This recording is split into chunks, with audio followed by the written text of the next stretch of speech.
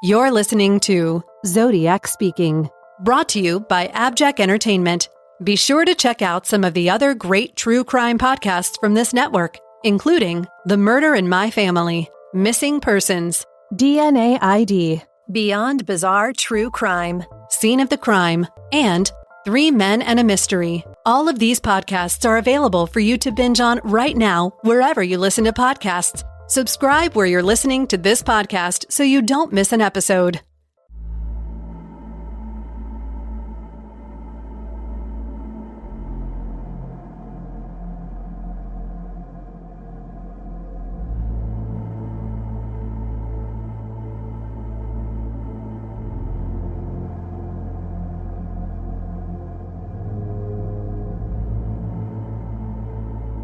This is the Zodiac speaking. On or shortly before November 21st, 1969, approximately 2 weeks after the Zodiac Killer's 340 cipher, somebody mailed a threatening letter to the San Jose Police Department, serious enough that police instigated 24-hour surveillance on the residence of a widow, presumably in San Jose. What limited information we know about the letter is that it contained at least one short code of minus plus 62 plus minus that police surmised for some reason may represent the number 1620. The letter also continued the victim count of Zodiac by stating November equals 8. Whether this victim count was already claimed by the author of this letter, or the victim count was somehow suggesting that the widow was to become the 8th victim, cannot be fully substantiated. But the fact that 8 victims were tied to the threat on the woman seems to suggest it's an impending total. However, there may be an alternative, because the Zodiac Killer falsely inflated his victim count to 7 in the November 8, 1969 dripping pen card, possibly to include Kathy Snoozy and Deborah Furlong, who were each stabbed in excess of 100 times. It's been considered that the author of this letter may be insinuating his involvement in the recent murder of Reet Jerviston, who was 19 years old, discovered on November 14, 1969, and found in dense undergrowth alongside Mulholland Drive in Los Angeles. She had also been excessively stabbed 157 times in the neck, chest, and torso, and her identity remained unknown until 2016. Reet Jerviston lived at 5311 Melrose Avenue in Hollywood, which will become relevant to the Zodiac approximately 8 years later. The threatening letter in San Jose doesn't stand alone, because the December 16, 1969 Fairfield letter also included San Jose in the intended victim count, when that author suggested the impending murder of at least one policeman from San Jose, in a total that included 38 cops. This was shortly followed by a sinister phone call on December 19, 1969, to the San Jose Highway Patrol, threatening, "I'm going to kill 5 of you officers and a family of 5 between now and Monday." This phone call threatening at least 5 cops in San Jose, coming only 3 days after the December 16, 1969 letter threatening a cop in San Jose, appears to bind the 2 threats to one male perpetrator, especially when you consider the December 16, 1969 letter was not released to the newspapers.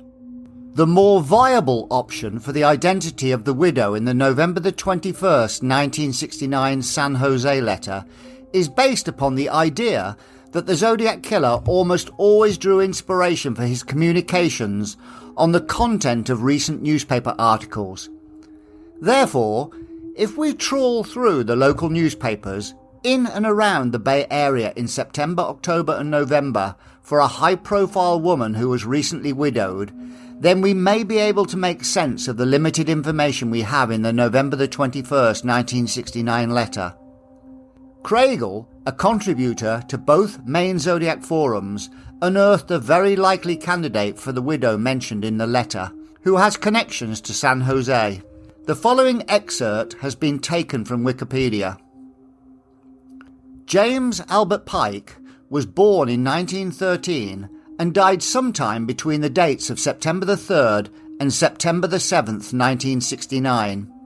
He was an American Episcopal bishop, accused heretic, iconoclast, prolific writer, and one of the first mainline charismatic religious figures to appear regularly on television.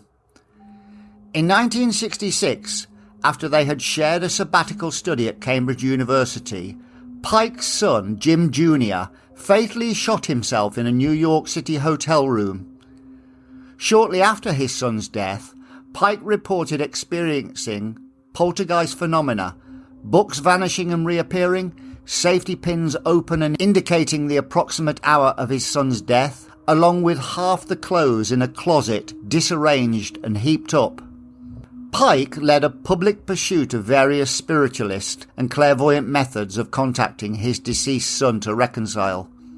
In 1967, Pike participated in a televised séance with his dead son through the medium Arthur Ford, an ordained minister in the Disciples of Christ Church.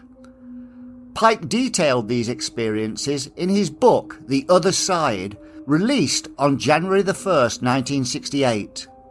In 1968, in defiance of C. Kilmer Myers, the bishop who'd succeeded him, he married Diane Kennedy, a Methodist student 25 years his junior, with whom he had collaborated on The Other Side. This ends the quote from Wikipedia. The Other Side detailed James Pike's attempts to contact his dead son in the afterlife, something that may have pricked the interest of the Zodiac killer.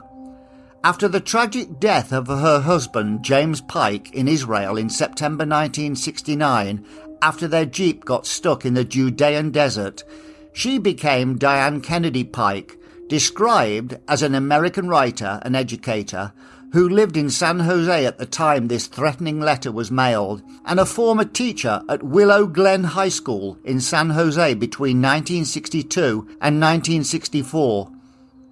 The media coverage was understandably widespread after the untimely death of her prominent husband in September 1969, so it is perfectly feasible to see how the Zodiac killer may have gravitated towards this high-profile widow who co-wrote a book with her husband about the suicide of his son and his attempts to contact Jim Jr. in the afterlife.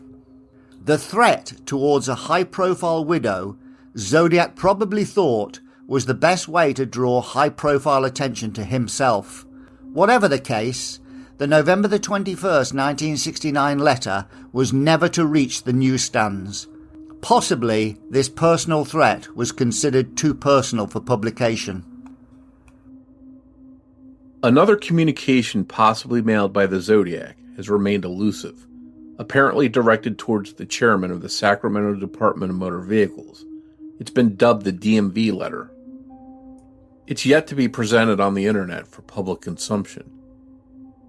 Tom Voigt speculated that, quote, "While I don't yet have as many details as I would like, at some point the Zodiac wrote a letter to the chairman of the Department of Motor Vehicles in California.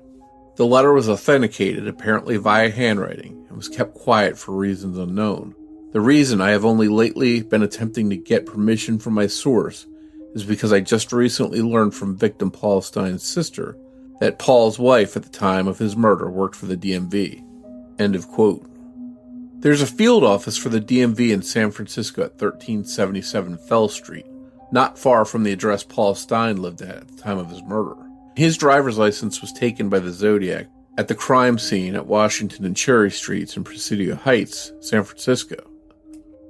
Another possibility for the DMV to be targeted by Zodiac, although it's unlikely, is that he may be connected to the unsolved murders of John Franklin Hood, who was 24, and Sandra Garcia, who was 20 years old, on February 21st, 1970. They were a couple that were found brutally stabbed on a beach in Santa Barbara, not dissimilar to the attack on Brian Hartnell and Cecilia Shepard on September 27, 1969 at Lake Berryessa. The Zodiac claimed he was attempting to resist killing a 9th and 10th victim in the Melvin Belli letter on December 20, 1969, just 2 years prior to their murders. 2 months after the murders, the April 20th, 1970 My Name Is letter arrived, declaring 10 victims had now been killed. Sandra Garcia worked for the California Department of Motor Vehicles at the time of her murder. Therefore, a sinister letter arriving sometime in 1970 referencing the DMV could have been the Zodiac's way of yet again insinuating his involvement in murders he wasn't responsible for. A sinister letter taunting the wife of Paul Stine or a letter related to the Sandra Garcia murder, could possibly be the reason such a letter was mailed by the Zodiac, who we know was an avid reader of newspapers during this period. Putting aside the Sherry Joe Bates murder, which doesn't belong in the canonical list of Zodiac victims, the Zodiac killer never mentioned his victims by name or threatened the family members of his victims, so it's more likely he mailed a letter to the Sacramento Department of Motor Vehicles because they got directly involved in one of the murders he was claiming or was responsible for. There is one attack the Zodiac killer claimed where the Sacramento DMV was integral to the case and in part was responsible for stripping away 2 people from Zodiac's claimed victim count. In 1971, the Zodiac had long claimed that he was responsible for the murders of Kathy Rain Snoozy, aged 15, and Deborah Gay Furlong, aged 14, in San Jose on August 3, 1969.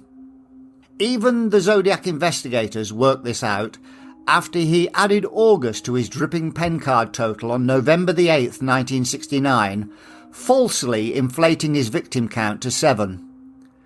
When Carl Francis Werner was arrested and interviewed by police on April 29, 1971, in respect to the Snoozy and Furlong murders, along with the recent Kathy Biek murder, the Zodiac killer very quickly responded with a letter and one 48-character cipher, probably in May, calling out Carl Francis Werner as a phony. 2 months later, the Zodiac killer, reluctant to release Snoozy and Furlong from his victim count, doubled down and now added Kathy Biek to his list when he claimed her murder in the July 13, 1971 Monticello card. One person who was integral to the arrest of Carl Francis Werner was Park Ranger Ken Williamson, who patrolled the Villa Montalvo Park in Saratoga. Park Ranger Ken Williamson noticed that the bespectacled Werner was regularly attending the Villa Montalvo Park and Woods by himself virtually every day until such time as Kathy Biek's brutally stabbed body was discovered down a ravine in the woods. Then he was noticeably absent. Finding this particularly suspicious, Park Ranger Williamson took it upon himself to track down the man known only to him as Carl, using a little detective work. Knowing that Carl was a college student due to the previous interactions with the young man, he visited the nearby campus and traced the vehicle he remembered Carl Francis Werner driving, and subsequently noted the vehicle's registration.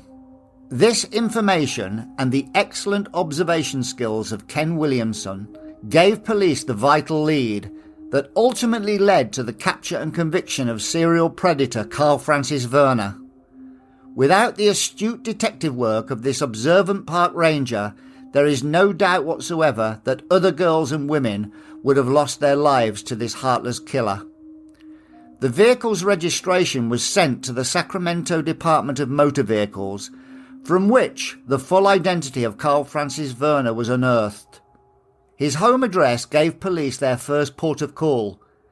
Therefore, the Sacramento Department of Motor Vehicles were integral to events that effectively removed some of the victims from Zodiac's running total, which I argue is the reason he fired off a letter almost immediately to the chairman of the DMV, probably again claiming that Carl Francis Werner was a phony and he was the real killer. But how did the Zodiac killer learn about these details regarding Ken Williamson and the DMV? In October 1971, a magazine publication entitled True Detective comprehensively featured the murders of Kathy Snoozy, Deborah Furlong, and Kathy Biek, stating, "At about the same moment, Park Ranger Ken Williamson was informing a member of the investigative team that he too had noticed a tall, bespectacled young man who had been a frequent visitor at Villa Montalvo. He was a loner and had impressed the villa's ranger staff with his almost furtive conduct," said Williamson. The ranger had jotted down the license plate of the strange youth's auto. The license number was forwarded to the California Department of Motor Vehicles headquarters in Sacramento, the state's capital, 150 miles to the north of San Jose. The information teletyped back from the Registration Bureau was that the auto was the property of a Carl Francis Werner living at an address on Shawnee Lane in San Jose. My guess is that the Zodiac killer read this article, or one similar, and responded by mailing a letter to the DMV sometime in early November 1971. Continuing the theme of the April 24, 1978 letter stating, "I am waiting for a good movie about me." The following communication, allegedly from the Zodiac on May 2, 1978, dubbed the Channel 9 letter, and mailed to KHJ-TV studios in Los Angeles, seemed to speak to potential actors. Quote, "This is your lucky break. Whoever plays me has his work cut out for them." The entire letter read, "Dear Channel 9, this is the Zodiac speaking. You people in LA are in for a treat. In the next 3 weeks, you're finally going to have something good to report. I've decided to begin killing again. Please hold the applause. Nothing is going to happen until I do. You people just won't let me have it any other way. I plan to kill 5 people in the next 3 weeks. 1. Chief Piggy Daryl Gates. 2. Ex-Chief Piggy Ed Davis. 3. Pat Boone. His theocratic crap is obscenity. 4. Also Eldridge Cleaver, because he used the N-word as a derogatory term for black people, stating, they gotta get their 20% quota after all. And Susan Atkins, the Judas of the Manson family. She's gonna get hers now. Hey, you actors, this is your lucky break. Remember, whoever plays me has his work cut out. See you in the news." It was signed with the familiar Zodiac crosshair symbol.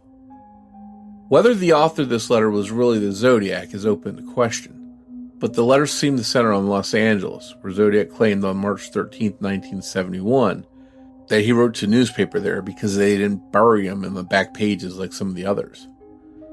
The Los Angeles letter on March 13, 1971 also claimed there were many more victims down in Southern California, one of which we briefly touched upon earlier, speculating whether the Zodiac was latching on to the murder of Reed Jurvetson, whose body was found near Mulholland Drive on November 14, 1969. The KHJ-TV radio station in Los Angeles, despite the Channel 9 letter addressing 5615 Melrose Avenue, was actually located at 5515 Melrose Avenue, next to Paramount Studios. The location of the radio station next to Paramount Studios may have been the reason the author of the Channel 9 letter mentioned actors who may play him in potential upcoming films. 5515 Melrose Avenue was situated pretty close to the residence where Reed Jurvetson lived the day she was murdered. The envelope that the question letter was sent in contained writing that read as follows: 1, 2, 3, 4, 5, 6, 7. A.G.C.G.T.H. which seemed to be the abbreviation of All Good Children Go to Heaven, and was taken from the Beatles' You Never Give Me Your Money lyrics. Also contained were the Beatles' Apple logo from their record label in the bottom left corner. Perhaps Zodiac was a Beatles fan, or at least whoever sent this letter. The envelope was postmarked Anaheim, California, which may explain why the reverse letters AIC were boxed in on the address side of the envelope, telling the receiver they were a resident of Anaheim in California. The writing, All Good Children Go to Heaven, by the Manson family at Spahn Ranch at 12,000 Santa Susana Pass Road in the Simi Hills, and it tied in with the author mentioning Susan Atkins within the letter. 5515 Melrose Avenue is only 6 miles from 10,050 Cielo Drive, where Sharon Tate was brutally murdered by the Manson family on August 9, 1969. On the night of August 8, 1969, Manson directed his follower Tex Watson to take Susan Atkins, Linda Kasabian, and Patricia Krenwinkel to 10,050 Cielo Drive in Los Angeles and to kill everyone there. The home had only recently been rented to actress Sharon Tate and her husband, director Roman Polanski. Was Zodiac or whomever authored this letter hinting that they were involved in the Manson murders? Recent discoveries linking the Melvin Belli letter with the April the 24th, 1978 letter has strengthened the case for the Zodiac killer's reappearance in 1978. And along with evidence linking the October the 28th, 1987 Vallejo Times Herald envelope to the then unpublished July the 31st, 1969 Vallejo Times Herald envelope, as well as the then unpublished May the 6th, 1986 letter, suggests with little doubt that the Zodiac killer was still communicating with the newspapers well into the 1980s. The Channel 9 letter, with its introduction of "This is the Zodiac speaking," conformed to the introductions from the April the 24th, 1978, May the 6th, 1986, and October the 28th, 1987 letters, in that the introduction was offset from the left margin in what is called indented writing. Every single letter subsequent to 1978 used this style of introduction in a consistent change of pattern, in contrast to every confirmed Zodiac letter from August the 4th, 1969 to March the 13th, 1971, which all failed to offset the "This is the Zodiac speaking" introduction from the left margin. This puts these four letters in a bracket of their own, in which the author of each had ample opportunity to mimic the correct style of introduction widely publicised in the Bay Area newspapers during the majority of Zodiac's activity. Yet all four failed to mimic or copycat what would have been an easy task to accomplish. The Channel 9 letter, considered by many to be dubious Zodiac correspondence, has now been given a new lease of credibility based on these findings. 2.5 months after the Channel 9 letter was mailed in Los Angeles, the widely ridiculed Scotch tape letter arrived at the San Francisco Chronicle, postmarked July the 19th, 1978. This communication was also mailed from the Los Angeles metropolitan area, thereby giving rise to the possibility of one author being responsible for these two communications. Up to this point, no authentic Zodiac communication had been mailed from the Los Angeles area other than the disputed SLA letter on February the 3rd, 1974.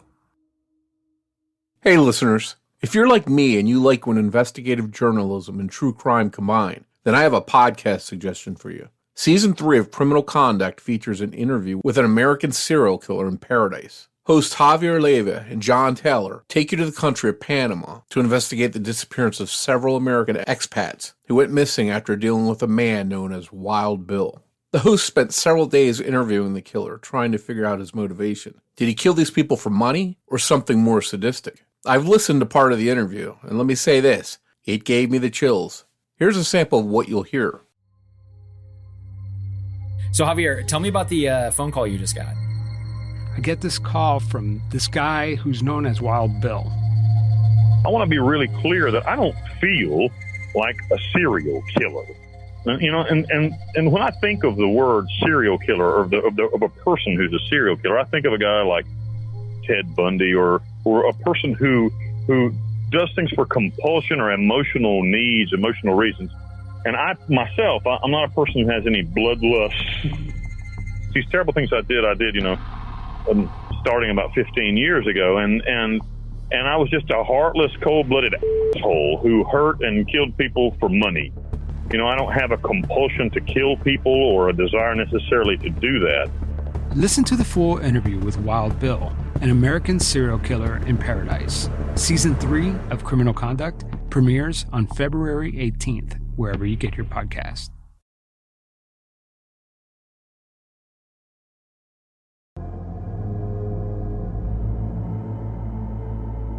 This is the Zodiac speaking.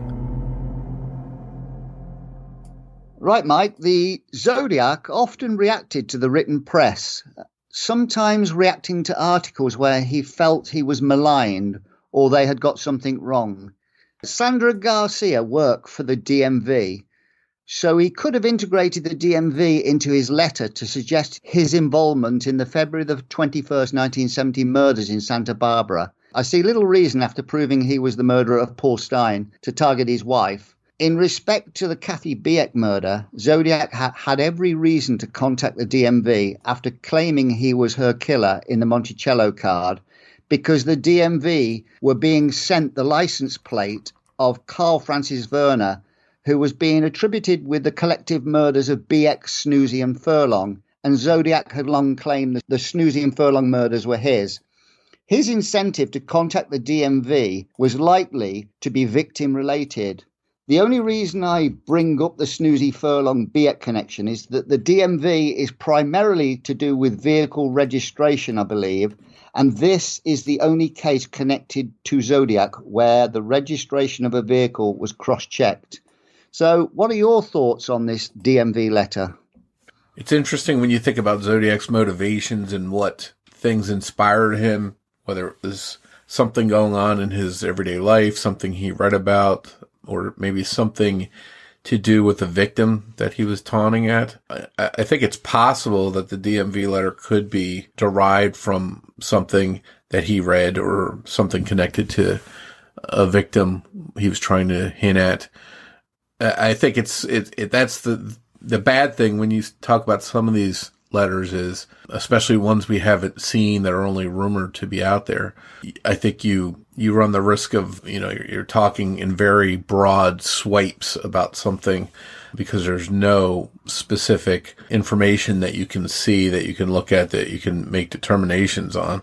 And I think it's also interesting, and I don't know if this is correct, and correct me if I'm wrong, Rich, but I seem to recall that Paul Stein's widow worked for the DMV as well.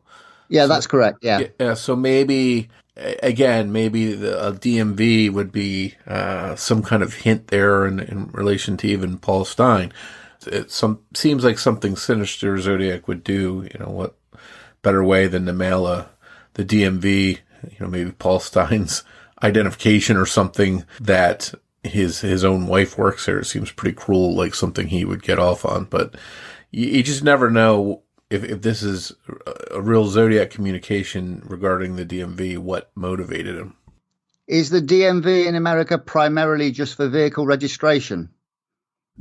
They typically do a lot of different things. Registrations, titles for ownership, new driver's licenses, training for different things. They'll handle, most DMVs will handle boats, motorcycles, RVs.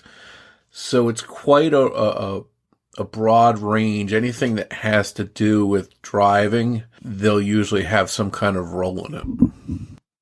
This DMV letter features heavily on Tom Voigt's forum. So how confident are we that this letter even exists?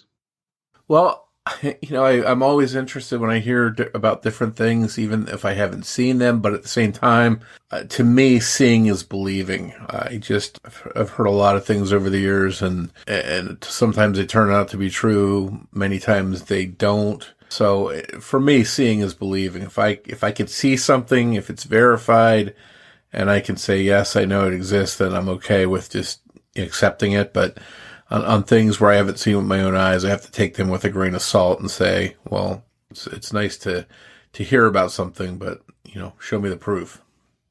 Do we know where the story of the DMV letter originated? Who brought it up in the first place?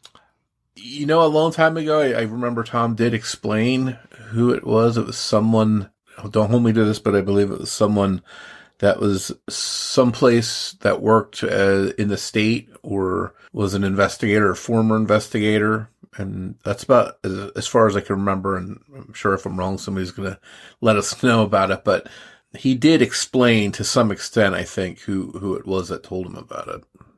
Just as a little bit of extra information, Robert C. Cousins was the director of the DMV from 69 to at least 76. So if the Zodiac wrote to a person in authority at the DMV, it may have been addressed to somebody like Robert Cousins.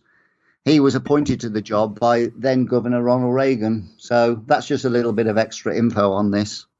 Oh, sure. And writing to the head person there is definitely going to get you more Noticed. press. Yeah, it's going to be taken more seriously and, maybe get elevated. It's just another one of them things where we just don't know. It'd be interesting. I'd love to see all of the unreleased stuff and the rumored stuff, and just, it'd be fascinating to look at it and see what's there. Who knows, maybe one day if the case is ever solved, they will release it, but, I'm not holding my breath.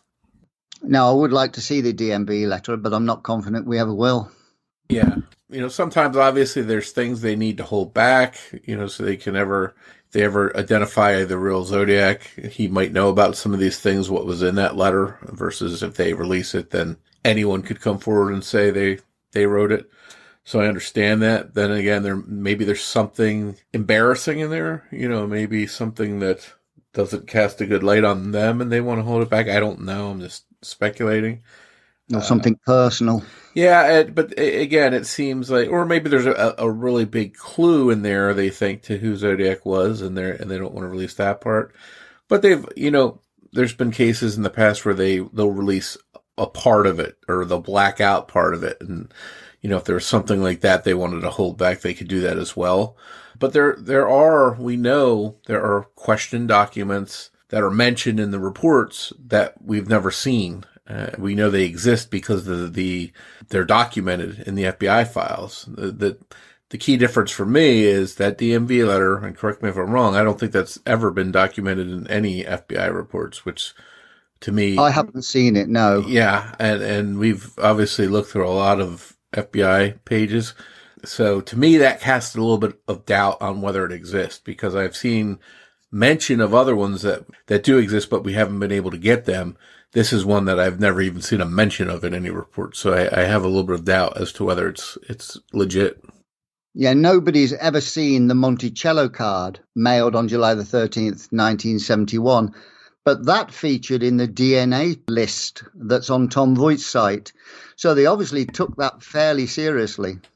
Yeah, and that's one of the ones that, I'd be a kid in a candy store if somehow I could get my hands on these and to view these.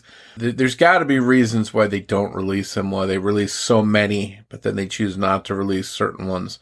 There's got to be something there that they just don't want out publicly. Now, what that is could be anyone's guess, who knows, but that's one that is fascinating. And I'd love to see that somehow, but it might be another one we'll never see. It is strange because it is only a pasted postcard, and we know what was pasted onto the card. So was it the imagery on the face of the card? Was something personal? Was it to do with the cemetery? I don't know. So it's a strange one. Yeah, and I don't know. The police... We're going to get to a point, let's say the case isn't solved in the next few years. We're going to get to a point where there's no way Zodiac is alive. The case is 50 plus years old. If he was on the lower end in his mid-20s when he started, that would mean at the very least is in his mid-70s. So at some point, it becomes a case of this guy's not going to be alive. You're not going to be able to prosecute him. There's no way you can. So why not start releasing some of this old stuff at some point, just to say, okay, it's like Jack the Ripper. The case is 100, 200 years old, whatever it is. And there's things they find, they released over time because the guy's dead. There's no way he could be alive, no way to prosecute him. So they eventually release a lot of the stuff. So I hope that that's going to happen with this case over the years, unless it gets solved sooner, which I'm hoping for. But who knows what kind of stuff could be being hidden and would be really interesting to look at. Yes, at the lower end, he could be in his 70s. He could be if he was 40 in 1969, he would be about 92 now. So the likelihood, if that was the case, he'd be dead now. So exactly. And sometimes even on older cases where, if you had an older suspect and there's no way they could be alive, they choose to hold stuff back and say it's quote unquote an open case. Well, if the person couldn't possibly be alive, it's really not an open case because you're not going to prosecute them. So I don't know why holding back certain things past a certain point is something that some places do, but who knows? Maybe if this case is solved, they'll finally just unleash the floodgates and release a bunch of stuff. If they still have them, I wonder if they have everything, if they didn't lose some of it. There's been some discussion that the Sherry Jo Bates desktop that the poem was etched on, heard a little bit of back and forth that might be lost because you had the DOJ take over the entire case for a while and it was sort of the clearinghouse, transferred stuff back and forth with some of the departments. Then they stopped taking care of the case and sent it back to like SFPD, for example. So it's easy to see some of the stuff get lost. The FBI, here's the FBI, a mighty organization like them, and they have these files that have specific information on them. Yet when you try and get a Freedom of Information Act request from them, they can't find it. And it's their own material and their own organization, yet they can't find it. So it's easy to see how these old question documents and stuff could be lost to time and maybe we'll never get a look at them. It was really disappointing when you contacted the Oklahoma radio station that could have held the voice of the Zodiac killer and they couldn't find it anywhere. And it's disappointing the police never came for that, apparently, and took it to review with the 3 ear witnesses that heard the Zodiac killer. That was a real shame. Yeah. And I mean, the odds are it likely wasn't him, but, why not check it out? Why not see what the victims that survived had to say? They might just say in 10 seconds, nope, that's not him. And then you just move on, but we'll never know. Yeah. You've got nothing to lose, have you? No. And sometimes with these cases, you just have to think outside the box and say, okay, do the extra work and take a chance and just make sure it's not him. Now, in a previous podcast, I spoke of the Zodiac possibly being triggered by the American cryptologist, Dr. Marsh, who invoked the name of Edgar Allan Poe when attempting to get Zodiac to reveal his name in cipher form. The Zodiac 340 cipher could be decoded using the Skytail method featured in Poe's A Few Words on Secret Writing. Poe also created a poem called To One in Paradise, and the wording One in Paradise can be found in the decoded 340 cipher. The poem To One in Paradise was eulogizing about his dead wife and how he looked forward to seeing her again in death. 2 weeks after the 340 cipher, unbroken at this point, somebody mailed the November the 21st, 1969 San Jose letter.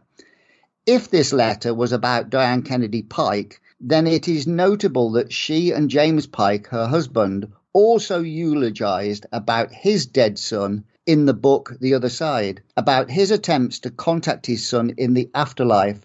Do you think the Zodiac killer may have latched onto this woman based on the afterlife connection? Yeah, I think that's a very good possibility, and I think he was no doubt inspired by things he read, things that interested him, things that were making news, and I think he might want to capitalize on those things and try and insert himself into those things. And since that was something that was making news at the time, I think it's very possible that it was a threat on her. Now, sometimes, to protect those identities of someone like that mentioned in the letter, especially if they're still alive, you want to keep that information private, not put it out there.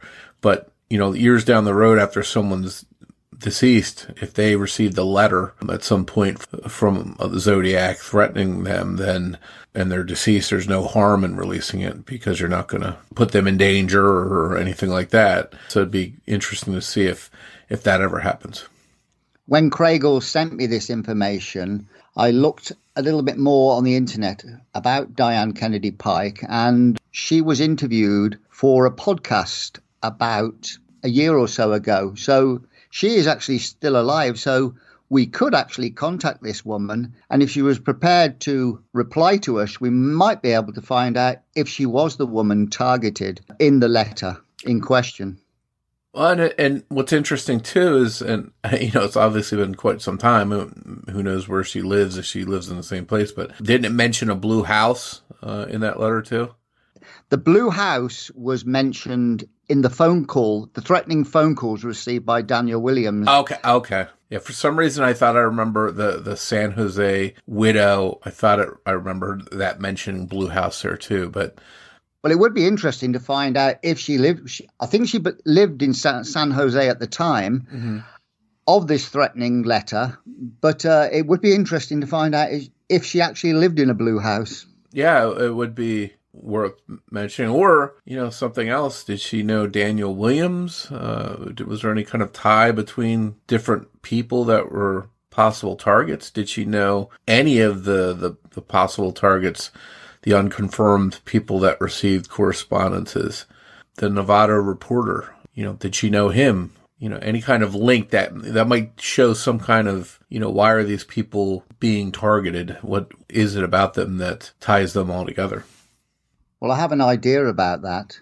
But before we go to that, what are your thoughts on the Zodiac killer regarding his constant mentioning of slaves in the afterlife? Do you think the Zodiac was a religious person, or do you think he was probably an atheist who pretended to be religious?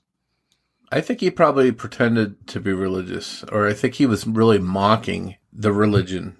The slaves in the afterlife is not an American belief. I don't think it's really a Christian belief. I'm no religious expert, but I think that's something you see in other cultures, and I don't think people really believe that in Christianity, for the most part, that's a thing. So I think it could be something that he read about a different culture, a different society where that's a belief. I seem to recall the Graysmith book touching on that it was something that was in another area, in a different religion. And I think he may have read about it and simply wanted to sound mysterious and was using it more as a tongue in cheek. Going back to Daniel Williams, he was threatened by the phone calls to his house from about October the 23rd to November the 2nd, when somebody attempted to poison him with arsenic. And it was in these phone calls that somebody threatened to kill the lady in the blue house. So that's why we've asked, bearing in mind this November the 21st letter was sent about a month later, continuing the theme of threatening a woman, in this case a widow. What we have to bear in mind that she was a school teacher and educator, just like Daniel Williams. Now, if we go to the October the 17th, 1970 card that Zodiac sent, there was also a threat on Edward C. Adams, who was a psychiatrist, but also a docent, which is a college or university teacher or lecturer. Either way, it makes more sense for the Zodiac killer to target more high-profile targets now to escalate the fear and get himself more attention. In his mind, he may have thought the more high-profile the target, the more publicity he would achieve.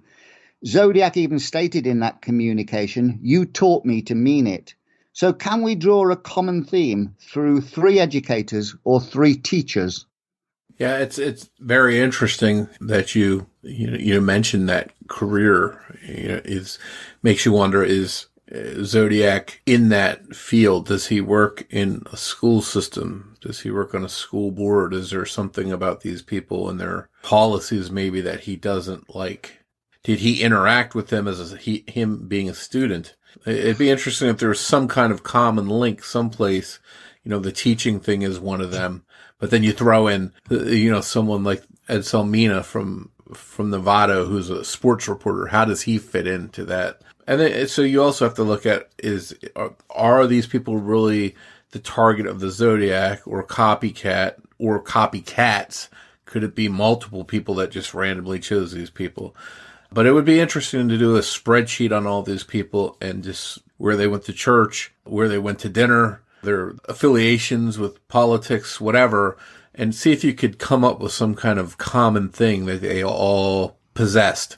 And then maybe you could sort of say, well, maybe Zodiac is in that circle someplace. I was wondering whether the threat on teachers was just a natural extension from his threat on school children, because in one of the phone calls to Daniel Williams, he threatened to go to a Martinez school to target school children, but he was also threatening the teacher at the same time. So, I was thinking, is there a connection here? He's targeting school teachers and school children. Yeah, and not always just targeting groups of people, but targeting areas. Like we We know there's a little burst of stuff happening in Contra Costa County. We're talking about San Jose here with the letters. There was a bomb threat in San Jose from someone claiming to be the Zodiac. I think they made a phone call, and it was funny. You and I were sort of trying to recall the details of it before we started recording. But so you have to wonder, did he choose certain areas as well as people to target? And why did he choose those areas? Was it because he lived there, or someone he liked lived there, or someone he didn't like lived there? You know, you could go down an endless amount of rabbit holes. Now, here's something you featured heavily on your forum. There are two potential Zodiac letters. The first was the Steve McQueen letter mailed on June the 8th, 1977, and you've got an image of this on your forum. It contained a threat to kill 30 politicians and celebrities in total if certain people were not released from jail. 11 months later, the Channel 9 letter arrived on May the 2nd, 1978, again giving us a list of high-profile targets, including 2 cops. This is very reminiscent of the list of cops the Zodiac threatened in the December the 16th, 1969 Fairfield letter, where he pinpointed the locations he would kill. The Steve McQueen letter was targeting government life, just like the Fairfield letter. That isn't particularly compelling until you read the wording in both letters. Not only are both letters on lined paper, but he mentions the United States in the McQueen letter and the state is in trouble in the Fairfield letter. The beginning of the McQueen letter reads, "This letter that has been written is to tell the people of the United States." The Fairfield letter begins with, "I just want to tell you this state is in trouble." Any thoughts on the McQueen and Channel 9 letter?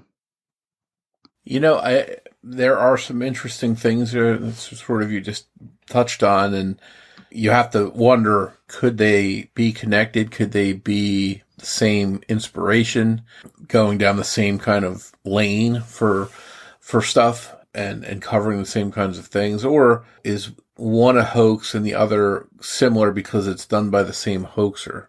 So I think that's when you start, there's so many rabbit holes you can go down wondering what's real, what's not. And that letter, I haven't looked at it in a while. I definitely remember the letter, but it was a really eclectic mix of different celebrities and people, politicians, whatnot, were on the list. And I wonder why the person that sent that, whether it was the real Zodiac or not, why they put those people on the list. So interesting to think about. And again, I don't know that we'll ever get more clarity on it, but it's interesting nonetheless. Do you think it was a Zodiac letter?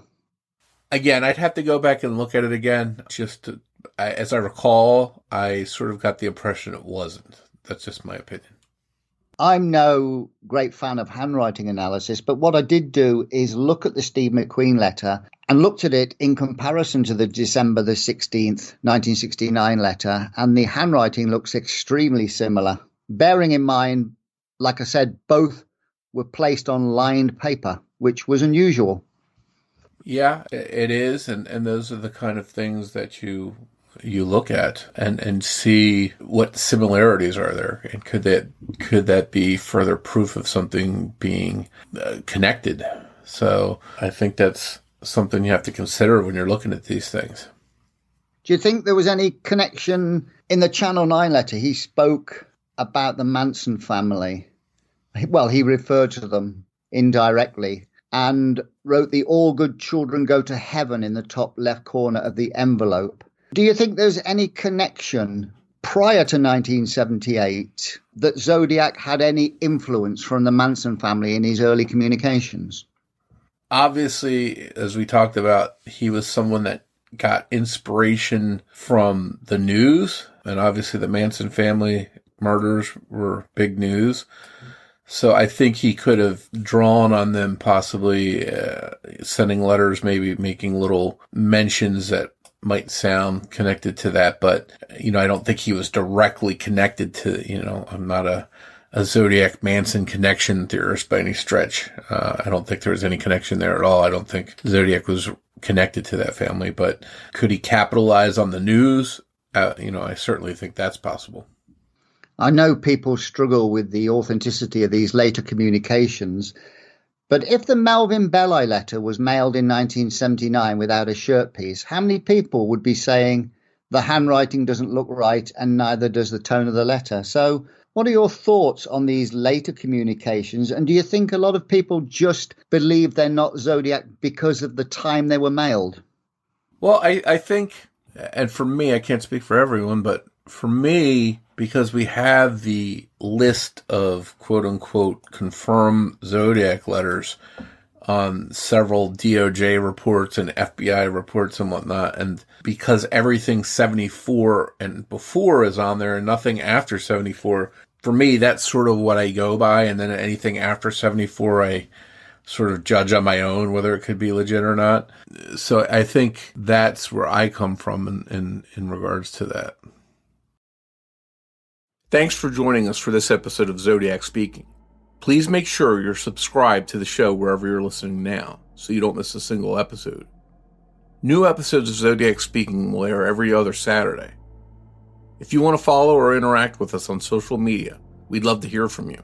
You can find Zodiac Speaking on Twitter with the handle @PodcastZodiac, or you can search Facebook for Zodiac Speaking Podcast. And don't forget, you can get plenty of Zodiac details 24/7 by visiting my site at zodiacciphers.com or by going to Mike's site at zodiackiller.net. If you'd like to help more people find Zodiac Speaking, please take a moment to rate the show and leave a review of it on your favorite podcast player or app. As we wrap up this episode, Rich and I would like to play a preview of a true crime podcast we think you'll like. It's called Stolen Lives. Be sure to give it a listen. On behalf of Rich, this is Mike Morford, and I'd like to say thanks again for listening, and we'll see you on the next episode of Zodiac Speaking.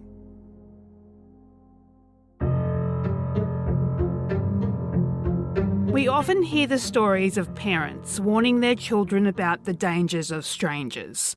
But the reality is, children are more likely to come to harm by people they know and trust than people they don't. Here at Stolen Lives, we believe cases involving crimes against children do not get the attention they deserve. These cases are important, and the victims should not be forgotten. We want to give a voice to those whose lives are lost or stolen. Cases like the brutal murder of Gerinell Underwood, searching for answers for the identity of baby lollipops, and the mysterious unsolved disappearances of Orrin and Orson West. Listen to Stolen Lives on Apple Podcasts, the Acast app, or wherever you listen to great podcasts, like the one you are listening to today.